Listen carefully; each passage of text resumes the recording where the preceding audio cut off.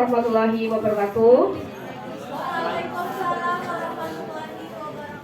Ya, yang kami hormati Bapak Ibu semuanya, mohon izin pada kesempatan kali ini saya akan mendiseminasikan salah satu materi yang disampaikan pada program pendidikan guru penggerak yang saya ikuti, yaitu di angkatan 6 ya.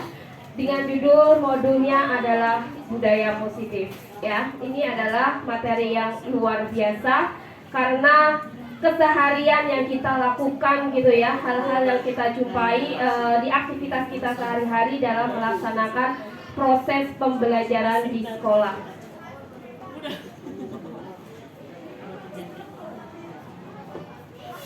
Lanjut aja, kita di kesempatan kali ini saya akan menyampaikan beberapa pertanyaan pemantik terlebih dahulu. Pertanyaannya adalah apakah Bapak Ibu setuju dengan pernyataan ini? Yang pertama, hukuman dapat mendisiplinkan anak. Bagaimana menurut Bapak Ibu? Ada yang setuju? Tidak. Tidak setuju. Kenapa? Kenapa? Dapat menimbulkan masalah yang lain atau masalah yang baru ya.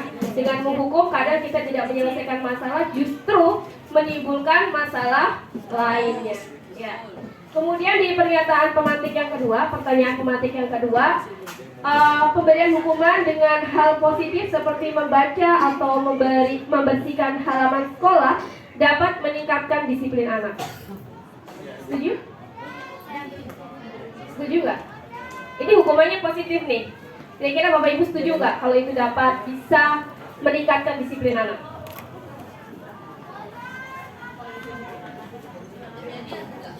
Kira-kira gimana Bu Neni? Kenyataannya enggak, meskipun hukumannya positif ternyata nggak berhasil. Iya ternyata nggak berhasil ya. Nah kira-kira cara yang ampuh tuh gimana ya jadinya ya berhasil gitu ya? Memberi penghargaan dapat meningkatkan motivasi belajar anak. Setuju nggak? Yang ini setuju? Ya. Ada yang nggak setuju? Penghargaan itu bisa meningkatkan motivasi anak. Setuju nggak? Setuju? Setuju? Yakin? Ya, nanti kita akan simak ya. Akan simak lebih lanjut. Ini sesuatu temuan yang luar biasa menurut saya karena nggak diduga sama sekali. Apa-apa ternyata ilmu yang kita lakukan selama ini ternyata begitu ya. Dipikir-pikir ternyata begitu ya, emang iya ya ternyata gitu ya. Nah kita akan lihat slide-slide selanjutnya. Nah ini topik yang akan dipelajari di sini ya. Mulai dari disiplin positif, nilai-nilai kebajikan universal, teori motivasi, hukuman, penghargaan, restitusi, keyakinan kelas, kebutuhan dasar manusia, restitusi, 5 posisi kontrol, dan segitiga restitusi.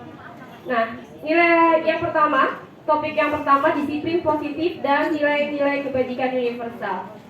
Nah, kita akan mengubah paradigma terlebih dahulu. Ya, Bapak Ibu, ini ada sebuah simulasi. Bapak Ibu akan melepaskan dalam kepalan tangan Bapak Ibu apabila ada orang yang menggoda dengan cara apa saja ya, boleh menghardik, boleh menggelitik dan sebagainya gitu ya. Apakah Bapak Ibu akan mempertahankan itu atau mau membuka? Nah, ketika Bapak Ibu membuka itu sebenarnya atas dasar kemauan Bapak Ibu atau yang lainnya? Kira-kira ada gimana? Bisa dibayangkan? Gimana? Pernah?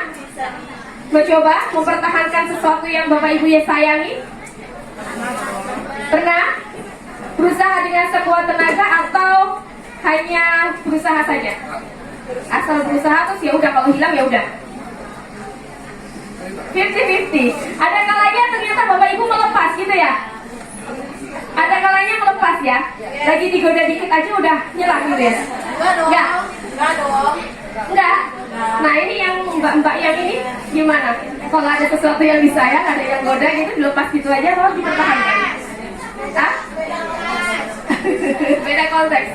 Nah iya, jadi ini berkaitan dengan teori kontrol ya, teori kontrol kita, bahwa ternyata tadi menurut Bapak Ibu ketika Bapak Ibu pun memutuskan untuk menyerahkan apa yang di tangan Bapak Ibu, menurut Bapak Ibu itu atas keputusan Bapak Ibu atau orang lain, pengaruh orang lain. Misalnya saya nggak menyatakan, oh enggak, saya enggak, bukan keinginan saya digodain kok gitu. Jadi mengatakan itu bukan atas dasar kemauan Bapak Ibu. Gimana? Ketika Bapak Ibu menyerah nih, oh enggak, saya enggak, bukan keinginan saya digodain kok gitu. Jadi mengatakan itu bukan atas dasar kemauan Bapak Ibu. Gimana? Ketika Bapak Ibu menyerah nih ya, saat digoda untuk membuka tangan, menurut Bapak Ibu itu mau menyerahnya itu atas keinginan Bapak Ibu atau karena keadaan yang memaksa? Keadaan. Kalau digoda. Keadaan. Karena keadaan. Nggak bisa nolak. Akhirnya menyerah. Ya. Nah, keputusan menyerah itu juga kan berada di Bapak Ibu. Ya, maka sebenarnya itu berada pada kontrol kendali pada diri kita. Ya, meskipun pada suatu saat kita kayak dibuat oleh situasi untuk dibawa kemana. Ya udah, kita memutuskan bahwa kita akan mengikuti situasi yang ada. Ya. Ini ada sebuah perubahan paradigma dari teori kontrol. Ya, ada beberapa hal yang ternyata tidak sesuai apa yang kita pikirkan selama ini. Yang pertama, bahwa guru dapat mengontrol murid. Bapak Ibu pernah berpikir bahwa kita bisa mengontrol murid?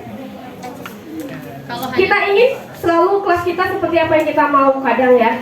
Murid kita ingin anak selalu mematuhi peraturan dan sebagainya. Benar nggak Bapak Ibu? Ya. Terus seandainya apa lagi? Mungkin ada yang mau menceritakan berkaitan dengan hal ini? Ya. Kemudian selanjutnya adalah kritik dapat membuat orang merasa bersalah, dapat menguatkan karakter. Ilusi bahwa kritik ya dan membuat orang merasa bersalah dapat menguatkan karakter. Contoh, Bapak Ibu pernah nggak mengatakan, nah, kamu nggak kasihan nih sama orang tua kamu, sudah kerja keras, kok kamu sekolahnya asal-asalan gitu. Pernah nggak mengatakan hal itu? Kalau saya pernah. Ya, Bapak Ibu pernah? Pernah. Kamu nggak kasihan nih sama ayah kamu, sudah bekerja keras, kok kamu sekolahnya nggak serius, nggak sungguh-sungguh, sering nggak masuk gitu ya.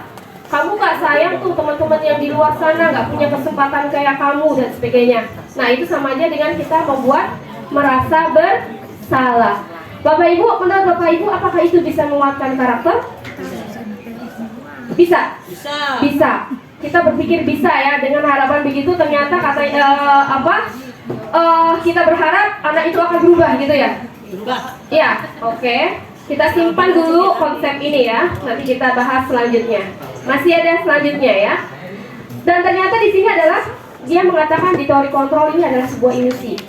Itu nggak mungkin terjadi hal yang itu. Ternyata nggak terjadi. Harapan kita dengan membuat orang merasa bersalah itu akan menguatkan karakter anak.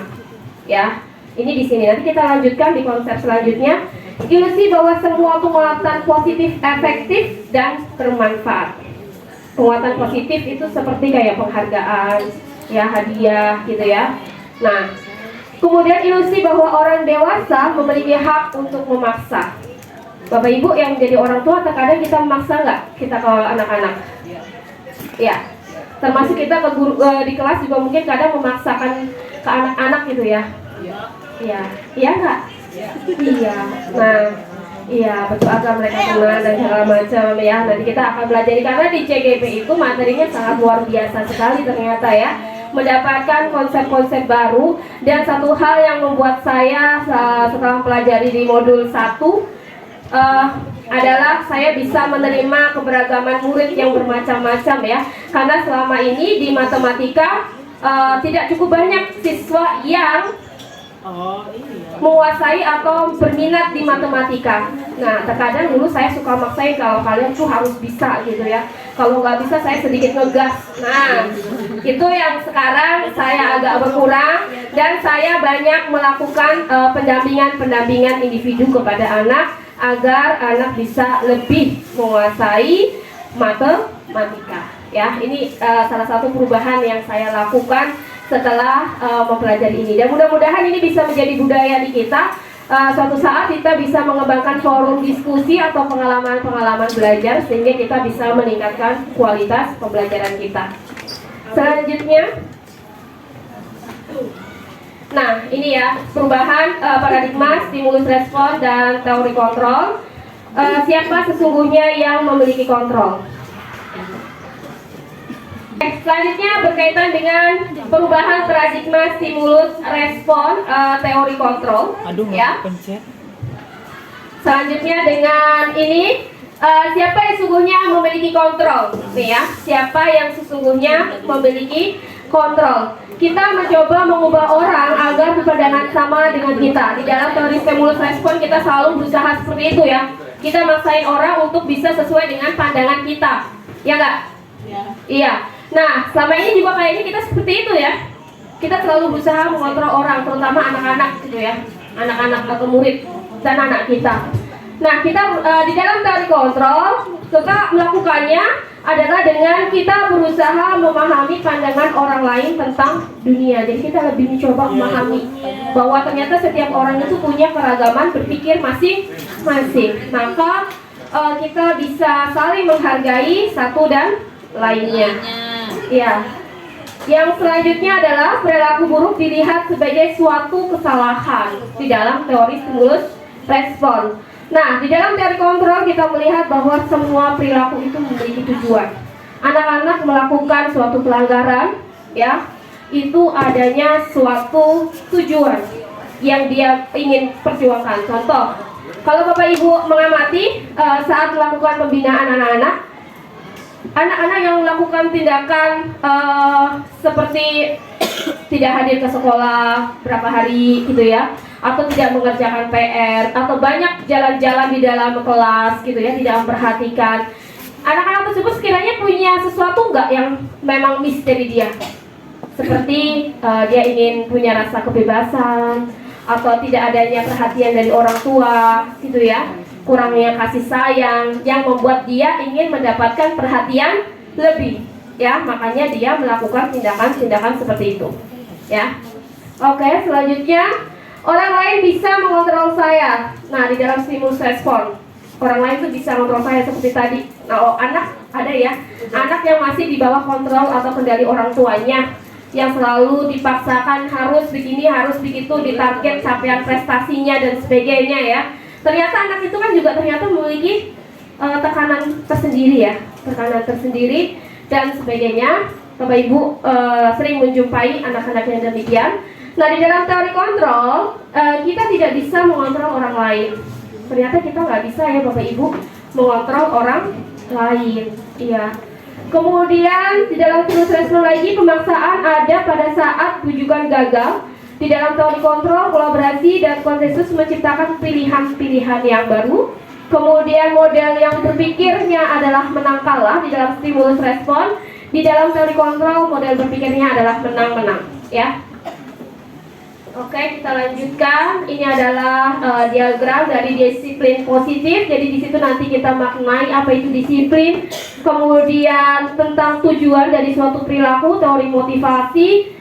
Kemudian posisi kontrol guru dan selanjutnya adalah kebutuhan dasar manusia. Nah, ini yang akan kita pelajari. Nah, apakah makna disiplin? Ya, apa itu disiplin? Sekarang kita lihat. Disiplin itu apa, Bapak Ibu? Disiplin itu apa? Sering kan kita menggunakan kata disiplin. Kamu tidak disiplin, nak. Jadi disiplin itu apa? Apa? Taat aturan. Jadi disiplin kita memaknainya sebagai taat terhadap aturan. Kalau tidak taat terhadap aturan berarti dia tidak disiplin. Nah, di sini disiplin ini sebenarnya berarti membuat orang menggali potensinya menuju sebuah tujuan apa yang dia hargai. Tetapi kita telah merubah menjadi sesuatu untuk mendapatkan kepatuhan Sesuatu yang dilakukan seseorang pada orang lain untuk mendapatkan kepatuhan. Kecenderungan umum adalah menghubungkan kata disiplin dengan ketidaknyamanan, bukan dengan apa yang kita hargai atau pencapaian suatu tujuan mulia. Ya itu tadi, kita sering maknanya dengan ketaatan terhadap suatu peraturan gitu ya, dan sebagainya. Nah, ini ada istilah merdeka menurut Ki Hajar Dewantara, bahwa merdeka itu artinya tidak hanya terlepas dari perintah, akan tetapi juga cakap buat memerintah diri sendiri. Jadi yang namanya merdeka bukan hanya kita terbebas dari orang lain yang memerintah kita ya, tapi kalau kita tidak bisa mengatur diri kita sendiri juga itu berarti kita tidak merdeka ya. Jadi tidak hanya berarti itu, oh ternyata saya merdeka kalau saya bisa mengatur diri saya sendiri. Selanjutnya, nilai-nilai kebajikan universal. Ini adalah nilai-nilai kebajikan universal. Di antaranya, salah satunya adalah yang kita sebut sebagai profil pelajar Pancasila. Jadi profil pelajar Pancasila ini juga merupakan nilai-nilai universal yang kita perjuangkan ya, yang kita upayakan, kita wujudkan menjadi generasi yang beriman dan bertakwa pada Tuhan Yang Maha Esa dan berakhlak mulia, mandiri, bernalar kritis, berkepentingan global, bergotong royong dan kreatif ya. Jadi ini nilai kebajikan universal ini diharapkan dapat meningkatkan motivasi intrinsik ya, meningkatkan motivasi intrinsik anak untuk melakukan disiplin atau budaya yang positif. Nah, selanjutnya kita berbicara tentang teori motivasi, hukuman, dan penghargaan dan restitusi. Nah, ini ya Bapak Ibu. Teori motivasi perilaku manusia itu ada yang disebut sebagai motivasi eksternal dan juga motivasi internal. Nah, motivasi eksternal misalnya untuk menghindari ketidaknyamanan, hukuman, apa yang terjadi apabila saya tidak melakukannya. Misal kalau kita masuk ke kelas gitu ya Bapak Ibu ya, kita masuk ke kelas dengan tepat waktu, itu kalau tujuan kita adalah untuk menghindari teguran dari kepala sekolah, maka itu masih motivasi eksternal ya. Kemudian kita ingin mendapatkan pujian, oh ibu itu rajin sekali ya, selalu datang tepat waktu biar kita dihargai atau dipuji, itu berarti masih iya. Apa kalau itu sudah menjadi motivasi intrinsik?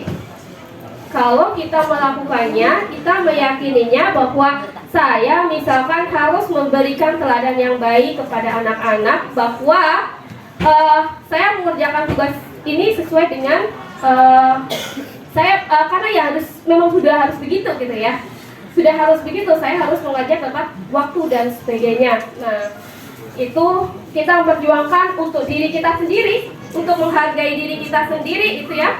Kalau saya teman-teman, saya sering bilang bahwa demi harga diri gitu ya, demi harga diri. Jadi kita memang melakukan sesuatu untuk menghargai diri kita sendiri. Nah, itu sudah menjadi motivasi intrinsik ya. Ini menjadi motivasi intrinsik.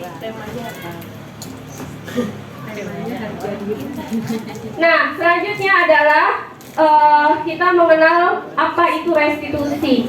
Restitusi adalah proses menciptakan kondisi bagi murid untuk memperbaiki kesalahan mereka, sehingga mereka bisa kembali pada kelompok mereka dengan karakter yang lebih kuat. Nah, restitusi juga merupakan proses kolaboratif ya. Proses kolaboratif kemudian yang mengajarkan murid untuk mencari solusi untuk masalah mereka dan membantu murid berpikir tentang orang seperti apa yang mereka ingin menjadi dan bagaimana mereka harus memperlakukan orang lain. Nah, jadi kalau kita punya anak-anak punya permasalahan, ya, maka kita bisa menyelesaikannya dengan proses restitusi. Bagaimana cara melakukan restitusi itu sendiri? Nah, kita nanti akan lihat ya bagaimana caranya. Ciri-ciri restitusi. Nah, di dalam ciri-ciri restitusi ini menyatakan bahwa bukan menebus kesalahan, namun untuk belajar dari kesalahan. Ya, memperbaiki hubungan, tawaran bukan paksaan. Restitusi menuntun untuk melihat ke dalam diri. Kemudian restitusi mencari kebutuhan dasar yang mendasari tindakan. Restitusi diri adalah cara yang paling baik. Fokus pada karakter bukan tindakan. Fokus pada solusi. Mengembalikan murid yang berbuat salah kepada kelompoknya. Nah, ini ciri-ciri dari restitusi. Jadi melalui kegiatan restitusi, ini anak akan siap kembali. Misalkan anak sudah melakukan pelanggaran, mohon maaf ya, misalnya seperti mencuri, gitu ya. Nah, ini kan suatu yang membuat psikologi anak itu berat ya. Iya nggak? Ketika ketahuan ada teman yang lain tahu bahwa dia sudah mencuri, kira-kira psikologinya dia kena nggak? Iya kan? Nah, maka kita harus bisa bagaimana caranya mengembalikan si anak tersebut untuk bersedia atau siap kembali ke dalam kelompoknya dengan karakter yang lebih kuat dan memperbaiki kesalahannya, ya. Ya, selanjutnya adalah yang topik yang ketiga, keyakinan kelas, ya. Apa itu keyakinan kelas? Mengapa tidak peraturan saja? Mengapa harus keyakinan kelas? Apa itu keyakinan kelas? Kenapa sih nggak peraturan kelas aja, tetapi kita nyebutnya keyakinan kelas? Bapak Ibu yang menjadi wali kelas, sudahkah kelasnya memiliki suatu nilai-nilai atau keyakinan yang harus diperjuangkan sama-sama? Sudah dibuat belum? Misalnya semacam kesepakatan. Sudah? Sudah ya? Nah, Bapak Ibu sudah memajang seluruh itu keyakinannya? Secara lisan. Menurut Bapak Ibu perlu nggak? Apa yang sudah menjadi keyakinan kelas itu Bapak Ibu pajang? Perlu ya? Ya, Bapak Ibu sekiranya nanti setelah ini mungkin bisa meminta timnya untuk bisa mengkondisikan keyakinan kelas yang sudah disepakati tersebut untuk dipajang di kelas, seperti dibuat mading atau poster ya, lalu dicetak, dan ini menjadi keyakinan kelas sama-sama. Ini bisa menjadi kekuatan bagi kita Bapak Ibu. Apabila ada anak yang melanggar, maka kita bisa melakukan kegiatan restitusi untuk mengembalikan anak tersebut sesuai dengan keyakinan kelas yang sudah dipahami, ya, sudah disepakati sama-sama. Misalnya ada anak saling ngatain satu sama yang lain, bahwa kita sepakat loh akan menghormati satu sama lain. Berarti nggak boleh manggil dengan kata-kata sebutan yang nggak baik gitu ya, atau dengan yang lainnya yang tidak saling menghormati. Nah, apa sih bedanya antara keyakinan kelas? Mengapa kita memiliki peraturan harus menggunakan helm bila mengendarai kendaraan roda 2? Aturannya itu, ya. Keyakinannya apa? Untuk menjaga keselamatan, ya. Kemudian, mengapa kita memiliki peraturan 3M? Menggunakan masker, mencuci tangan, dan menjaga jarak. Untuk menjaga kesehatan. Itu adalah nilai keyakinannya. Dan ini adalah bentuk peraturannya. Lanjut, nah ini adalah hubungannya, bisa dilihat ya. Dari lingkaran ini, mulai dari peraturan kelas itu menuju ke keyakinan, kemudian bentuk lingkungan yang positif, dan pada akhirnya membentuk budaya yang positif, ya. Selanjutnya, nah ini contohnya, yang mana merupakan keyakinan kelas? Yang pertama atau yang kedua? Datang tepat waktu, mengucapkan salam, kemudian menjaga kebersihan sekolah, berdoa sebelum dan sesudah kegiatan, aktif dalam pembelajaran, tertib. Nah, sebelahnya, kami guru dan murid yang saling menyayangi, kami murid yang semangat belajar, kami murid yang peduli dengan teman-teman. Yang mana? Yang mana? Yang keyakinan yang mana? Yang mana? Ayo, Butiar yang mana? Hah? Yang sebelah sini ya? Yang B ya? Hah? Sebenarnya kita udah punya belum keyakinan ini? Sudah punya belum? Pada saat upacara bendera, anak-anak membacakan apa? Iya, sama kan sebenarnya, ya nggak? Nah, itu adalah keyakinan dan kita harus menguatkan itu bahwa anak-anak kamu udah berjanji loh akan menjaga nama baik sekolah, ya. Kira-kira apa yang kamu lakukan ini apakah betul kamu sudah menjaga nama baik sekolah, ya? Kita kembalikan lagi, ya, bahwa anak oh iya betul, saya sudah melanggar ya, menjaga nama baik sekolah dan sebagainya. Oke, ini kita lanjutin aja. Nah, ini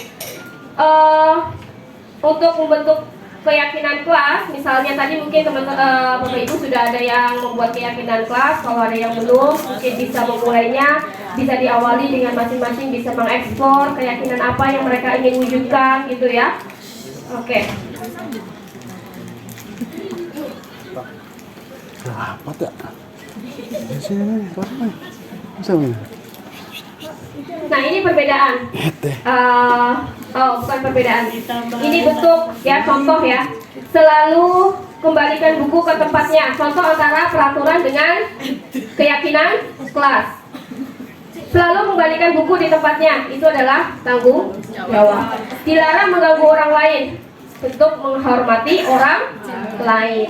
Kemudian dilarang melakukan kekerasan, keselamatan, menghormati orang lain ya, dan sebagainya.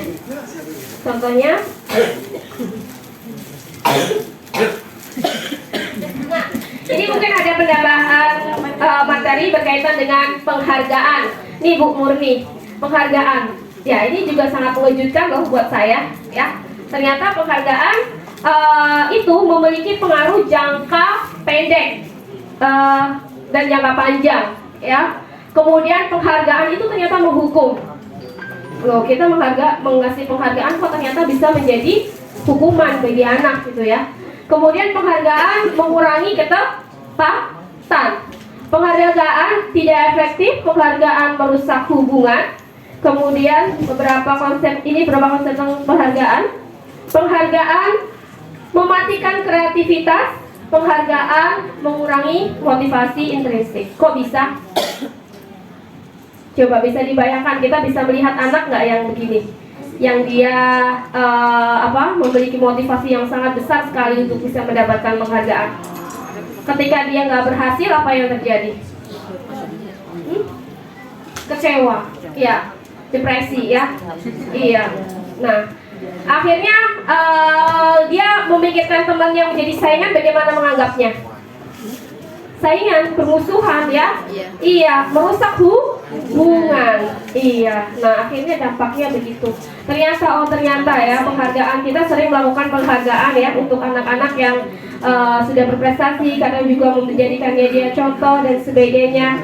Ternyata ini memiliki efek ya, efek baik efek jangka panjang ataupun jangka pendek. Nah, ini Bapak Ibu, kita akan melihat tindakan guru apakah ini memberikan hukuman atau konsekuensi. Nah, Bapak Ibu mencatat 100 kali dalam buku kalimat, saya tidak akan terlambat lagi apabila ada siswa yang terlambat. Bapak Ibu pernah paling sering ketika ada anak melakukan suatu pelanggaran, Bapak itu memberikannya itu sebuah hukuman atau konsekuensi?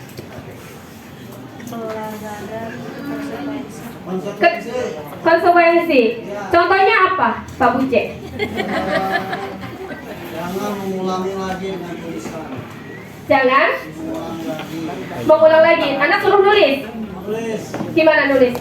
Itu konsekuensi atau hukuman? Contoh yang konsekuensi yang kayak gimana nih? Ketika anak mencoret-coret, ada ya anak kejadian ya, dia mengotori baju temannya, maka yang dilakukan apa? Itu murid saya. Oh, muridnya Bu Rima. Ya, ada contoh nyata. Apa yang dilakukan Bu Rima? Konsekuensinya adalah anak tersebut harus mengganti baju anak yang terkotori dengan sengaja. Iya, menggantinya gimana? Boleh membersihkan atau boleh juga kalau tidak bisa dibersihkan terpaksa harus mengganti yang baru. Ya, itu adalah konsekuensi. konsekuensi. Pak Buce bisa bedain antara konsekuensi sama hukuman? Ya, bisa. Iya. Kalau anak datang terlambat terus Pak Buce suruh lari keliling lapangan, itu konsekuensi apa hukuman? Hukuman. Kalau Pak Buce suruh membersihkan kamar mandi? Kalau semisal Pak Buce karena dia terlambat 30 menit, kemudian Pak Buce berarti kamu pulangnya 30 menit lebih lambat dari temannya. Nah, ya, berarti kita sudah bedain ya konsekuensi dan hukuman. Dan konsekuensi ini sebenarnya anak sudah mengetahui atau belum? Sudah ya. Anak sudah mengetahui apabila saya melanggar maka saya akan mendapatkan seperti ini. Contoh ketika kita di kelas bikin kontrak belajar gitu ya, kamu tidak mengerjakan PR, maka konsekuensinya apa? Ya, kamu hari ini terlambat lebih telat mengerjakan tugas tambahan misalnya. Nah, itu anak sudah tahu nih ya. Nah, itu adalah sebuah konsekuensi.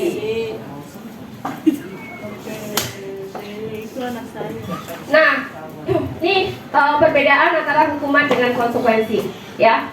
Jadi kalau hukuman itu sesuatu yang menyakitkan harus terjadi. Sakit nggak tuh kalau suruh lari-lari keliling lapangan? Capek. Hah? Fisiknya mah nggak sakit, tuh hatinya ya sakit. Oh, luar biasa menyentuh hati katanya Pak Yang ya. Sakit malu ya Pak Yang ya. Iya. Kemudian sesuatu harus terjadi di konsekuensi itu karena dia udah tahu saya melanggar ini maka saya akan seperti ini. Kemudian membuat anak sakit fisik maupun hati. No, bener tuh kata Pak Yang. Ya, membuat sakit hukuman itu membuat sakit fisik apapun hati. Sudah capek, habis itu malu gitu ya. Ini sakit fisik dan juga sakit hati. Kemudian di konsekuensi membuat anak merasa tidak nyaman dalam jangka waktu yang pendek. Kemudian hukuman anak membenci kedisiplinan, bukannya tambah disiplin malah tambah benci ya. Ya, ketika dihukum ya. Iya, bukannya berusaha mematuhi lebih baik malah justru tambah jadi. Kemudian anak menghargai disiplin dengan konsekuensi. Mendorong anak menyakiti diri sendiri, di konsekuensi mendorong anak agar menyesuaikan diri. Nah, saya masuk ke konsep diri yang buruk. Kalau di konsekuensi konsep diri yang baik. Di hukuman anak belajar menyembunyikan kesalahan, di konsekuensi anak belajar untuk mematuhi peraturan ya. Kemudian di hukuman marah, rasa bersalah, dipermalukan, merasa tak dihargai. Yaitu kalau dihukum anak akan merasa seperti itu ya. Kalau di konsekuensi kehilangan hak, dibuat tidak nyaman, diasingkan hanya untuk sementara ya, hanya untuk sementara. Ini jangkanya pendek. Ini perbedaan, oke. Nah, lanjut aja ya. Kebutuhan dasar manusia. Nah, ini yang menjadi dasar kita melakukan sesuatu. Kalau misalnya Bapak Ibu melihat Depok ini bagaimana? Sangat beragam ya.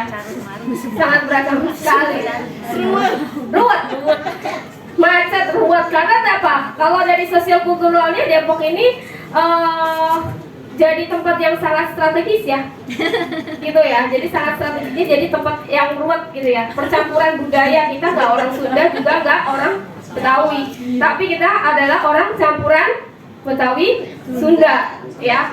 Kalau ditanya bahasa Sunda, anak-anak susah nggak bahasa Sunda? Susah. Gimana nih guru bahasa Sunda? Lebih susah ngajar bahasa Sunda daripada bahasa Inggris gitu ya. Nah, dari budaya itu juga tantangan hidup yang besar itu menyebabkan banyaknya kompleksitas masalah ya. Maka kita lihat, bisa dilihat sehari-hari berapa kasus ibu guru BK setiap hari? Setiap hari kita menangani berapa kasus? Banyak.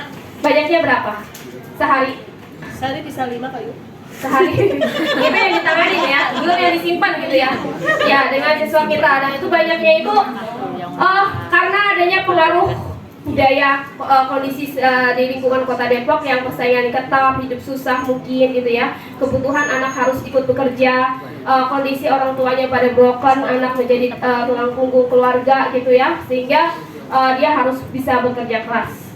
Nah, ini adalah 5 dasar kebutuhan manusia: kasih sayang, rasa diterima. Pertama adalah bertahan hidup, kasih sayang dan rasa diterima, penguasaan, kebebasan, kesenangan. Ini menjadi dasar orang untuk bisa mendapatkannya. Ada orang yang sampai orang kalau mau nggak bisa makan, kira-kira apa yang dilakukannya? Banyak yang sampai melakukan kejahatan ya. Banyak melakukan kejahatannya itu karena dia tidak untuk memenuhi kebutuhan dasarnya, yaitu kebutuhan untuk bertahan hidup. Tarafnya sampai segini ya silakan ya. Begitu ya Bapak Ibu ya. Ya, sudah bisa Pak Aziz? Pak Dimas, kita mulai lagi. Udah? Gak mas? Lupa kepencet lah.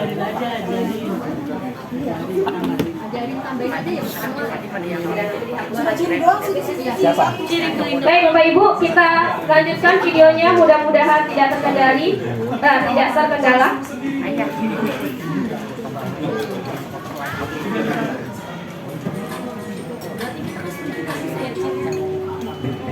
Salam bahagia Ibu dan Bapak Guru hebat dalam penerapan disiplin positif restitusi.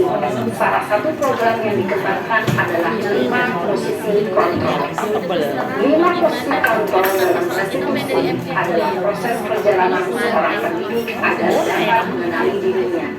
Pada video kali ini, kita akan membahas tentang 5 posisi kontrol yang dikembangkan oleh Diane Rosen dan contoh penerapannya.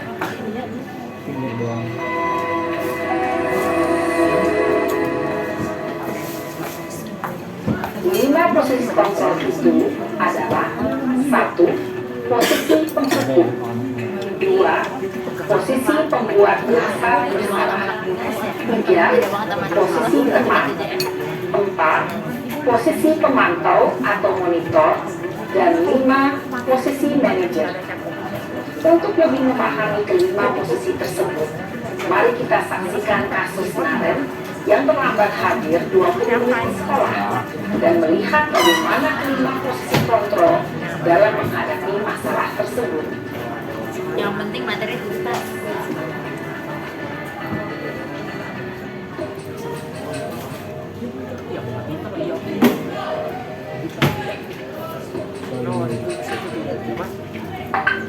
Adiknya Naren! Bu Emma. Nalen ya? Sini kamu! Adiknya Bu Emma. Siapa? Naren dari Bu Emma. Kamu terlambat! Seperti siapa? Kamu pasti terlambat! Maaf Bu, CGP. Apa? Apa coba? Alasan kamu apa lagi? Kapan sih kamu tidak terlambat? Malas sekali ya kamu jadi anak. saya Dasar pemalas. Yang gitu Bu Ayah. Kapok sih kamu. Sudah berapa kali terlambat? Sana, kamu keliling lapangan basket 2 kali. kenapa saya harus keliling lapangan basket Bu? Olahraga. Kenapa? Kamu melarang ibu? Biar kamu sedang Berani-beraninya jawab. Sudah terlambat, masih berani jawab pula. Sekarang, keliling lapangan basket 5 kali sekalian. Biar kapok. Cepat. Pergi sana ke lapangan basket. 10. Posisi penghukum biasanya berbicara dengan nada tinggi, menghardik, menunjuk-nunjuk, menyakiti, dan menyindir. Hukuman bisa berupa fisik maupun psikis. Ibu dan Bapak Guru hebat, dampak yang terjadi pada murid ketika guru berada pada posisi penghukum adalah murid cenderung akan memberontak, bahkan menyimpan dendam.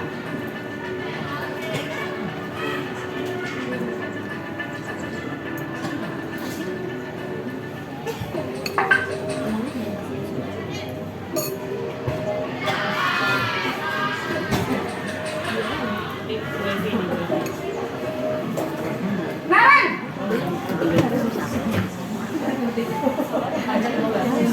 Selamat pagi Bu. Naren!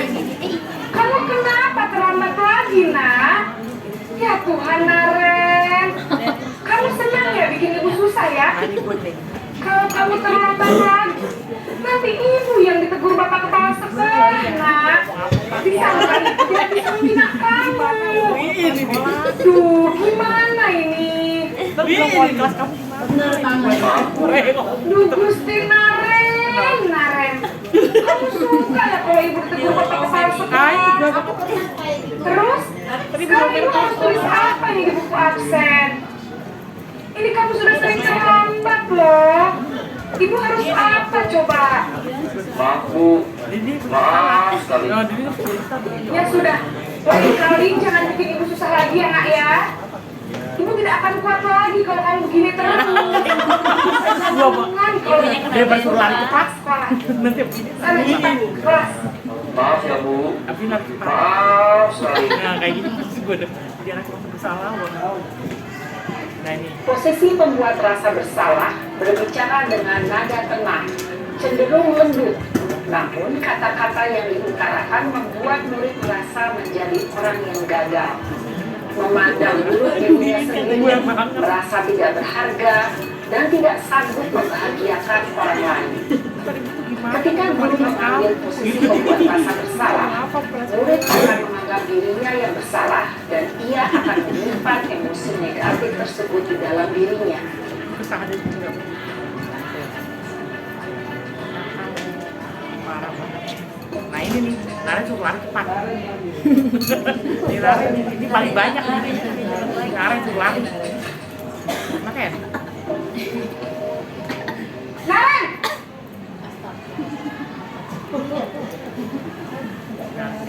Selamat pagi Bu.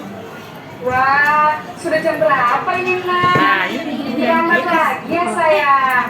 Iya Bu, Salah. habis ibu saya lupa membangunkan saya Bu. Kamu malah menyalahkan ibu kamu. Kamu bukannya anak yang larinya paling kencang. Iya. Kenapa Nah, sih? Gelisina. Iya Bu, saya memang terlambat bangun tadi.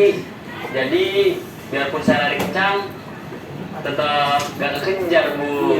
Besok kali. Ya sudah sana. Nanti lain kali larinya lebih kenceng lagi ya. Biar gak terlambat lagi. Bikin seneng ibu. Demi ibu. Ya demi ibu. Bisa lah Bu. Sudah sana masuk kelas. Ibu beresin urusan absen kamu. Saya Kamu ini ini dia doang. ada-ada Dia saja. lari.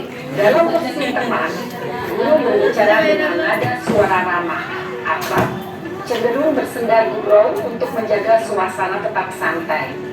Murid akan merasa senang, aman, dan akrab dengan guru. Identitas yang tercipta adalah identitas sukses atau berhasil.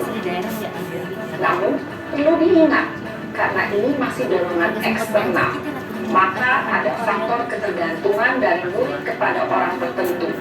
Di sini, guru absennya, sehingga di lain waktu, murid bisa berperilaku baik, namun hanya kepada orang-orang tertentu saja.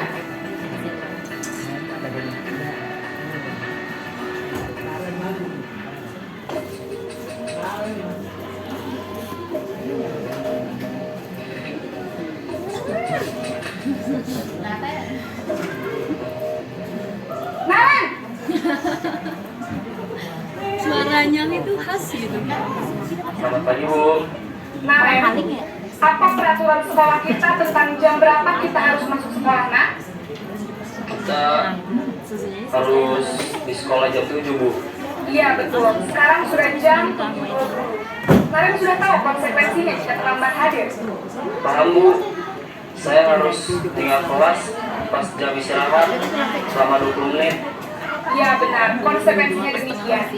Jadi nanti jam 9.30 pas istirahat, kamu harus tinggal di kelas, kerjakan tugas tambahan untuk ketertinggalan kamu, ya. Baik Bu. Posisi pemantau mengandalkan penghitungan atau data untuk mengontrol murid. Guru mengarahkan murid berdasarkan peraturan dan konsekuensi. Seorang pemantau menunjukkan bahasa tubuh dan ekspresi wajah yang datar dan cenderung formal.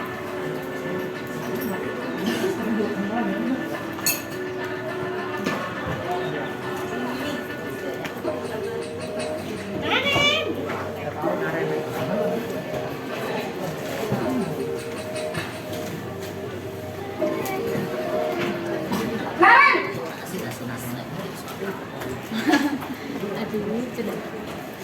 Selamat pagi, Bu.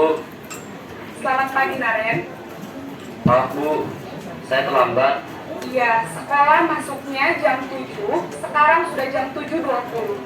Jadi sekarang bagaimana ini, Naren? Maaf, Bu. Saya lupa setel alarm saya semalam. Baiklah, menurut kamu, keyakinan sekolah yang mana yang perlu kamu tingkatkan? Menghargai diri sendiri dan orang lain mungkin ya, Bu. Setuju. Jadi, apakah Naren meyakini prinsip saling menghormati tersebut? Iya, Bu.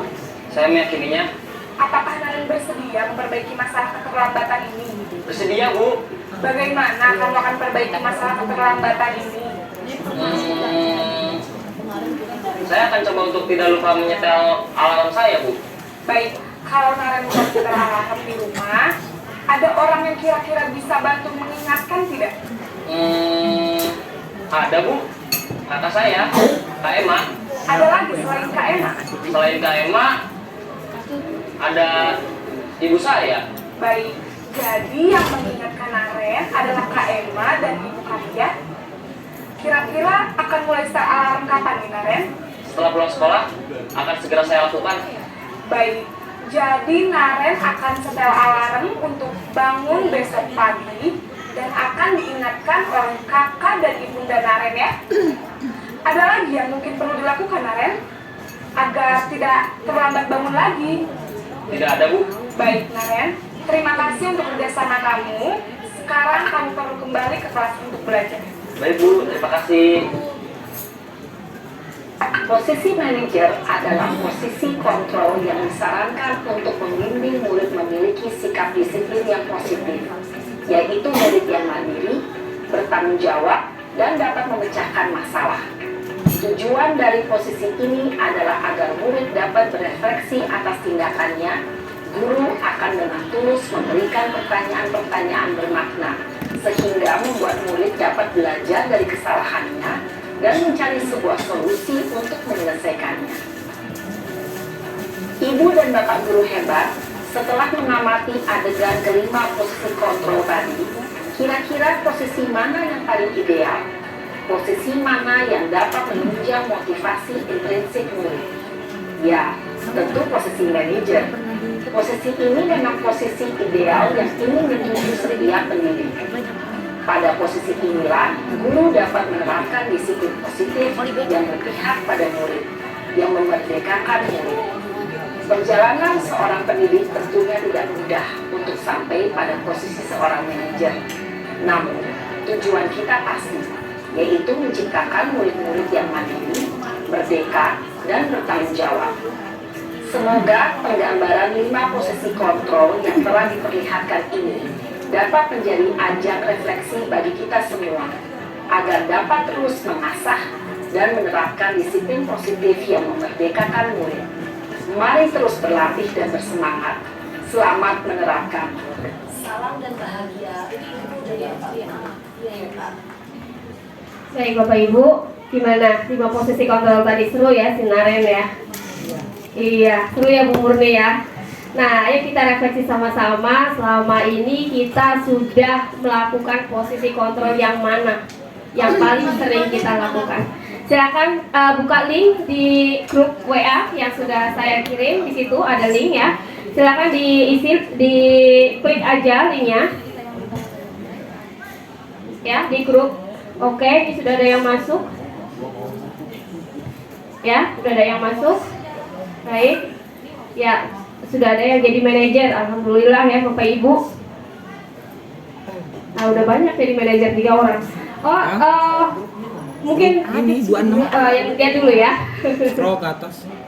Kira sampai 26, Bu. Ya. Pemantau. Nggak ada yang jadi penghukum nih, alhamdulillah baru 26 nih.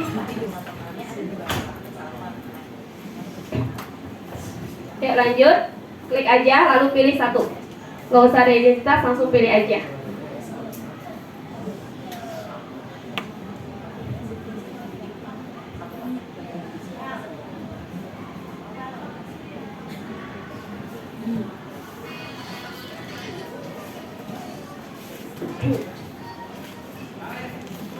Ya, ada lagi yang mau ngisi, ayo ditunggu. Diklik aja. Ya, sejauh ini posisi yang paling banyak adalah sebagai teman dan manajer. Belum ada yang mengambil posisi penghukum Pak Yang. Alhamdulillah semua guru-gurunya ya, nggak ada yang suka menghukum. Ya, pemantau 1, manajer 6, teman 8, banyak sebagai teman. Jadi kayak nganggap murid sebagai teman ya. Ya, ayo dong demi ibu gitu ya. Ayo dong demi ibu gitu ya. Kamu tambah rajin sekolahnya gitu ya. Ya. Oke, ada lagi yang mau masuk? Ya, ini kondisi sementara di 26 sambil menunggu respon yang lain. Sepertinya teman-teman banyak mengambil posisi peran sebagai teman ya. Ya, silakan aja dilanjutkan nanti sambil biar waktunya nanti kita lihat. Cuma data sementara ini menunjukkan di posisi kontrol sebagai teman ya, Bapak Ibu. Oke, tinggal sedikit. Ini ya, Bapak Ibu. Tadi sudah dijelaskan di video berkaitan dengan 5 posisi kontrol, yaitu sebagai penghukum, pembuat rasa bersalah, teman, pemantau, dan manajer. Tadi posisi mana yang paling baik? Manajer. Ayo kita sama-sama. Dan alhamdulillah tadi sudah cukup banyak ya yang melakukan posisi peran sebagai manajer. Mudah-mudahan bisa terus ditingkatkan. Ya. Oke. Segitiga restitusi tadi sudah sedikit disingkat apa itu restitusi. Nah tadi untuk melaksanakan peran sebagai manajer, maka kita bisa melakukan segitiga restitusi untuk menangani anak-anak yang bermasalah atau anak-anak yang melanggar keyakinan kelas atau keyakinan sekolah ya. Ada 3 langkah. Yang pertama adalah menstabilkan identitas, kemudian langkah yang kedua adalah validasi kebutuhan, dan langkah yang ketiga adalah menanyakan keyakinan ya. Kemudian ini pada langkah menstabilkan identitas, kata-kata apa sih yang bisa kita lakukan gitu ya. Seperti halnya adalah berbuat salah itu hal yang manusiawi. Tidak ada manusia yang sempurna. Bapak Ibu juga buat salah, kita pasti bisa menyelesaikan permasalahan ini. Intinya pada tahapan ini adalah kita mengembalikan anak dari posisi identitas yang gagal menjadi identitas yang sukses. Kalau kita melakukan kesalahan di situ kita merasa gimana? Gagal ya. Nah, iya kan? Ya sudah melakukan salah ya, tahu. Nah, biar dia bisa bangkit kembali, maka kita harus menstabilkan identitasnya terlebih dahulu. Selanjutnya adalah validasi kebutuhan. Misalnya adalah kamu pasti punya alasan mengapa kamu melakukannya. Kamu bisa saja kan melakukan hal yang lebih buruk, tapi kamu tidak melakukan dan sebagainya. Selanjutnya menanyakan keyakinan, tahapan ketiga. Guru berkata, misalnya nilai apa yang kita percaya di kelas, nilai-nilai universal apa yang telah kita sepakati, kamu ingin jadi seperti apa. Nah ya, ini adalah tahap ketiga untuk menanyakan keyakinan kelas. Ini adalah contoh. Misalnya di sini Anita ini adalah seorang anak yang sering tidak mengerjakan PR, dan ternyata dia sehingga ibunya selalu gurunya memutuskan untuk melakukan restitusi. Langkah-langkahnya dan sedikit percakapan ya. Percakapannya seperti ini contohnya. Ternyata si Anita ini lebih menyukai bahasa ya, tidak menyukai matematika. Dia tidak bisa belajar matematika. Ya, paling nggak di sini dia direstitusi untuk tetap berusaha belajar, bertanya dan sebagainya ya. Tahapan yang kedua dengan diskusi seperti ini misalnya ya. Dan yang ketiga adalah seperti ini.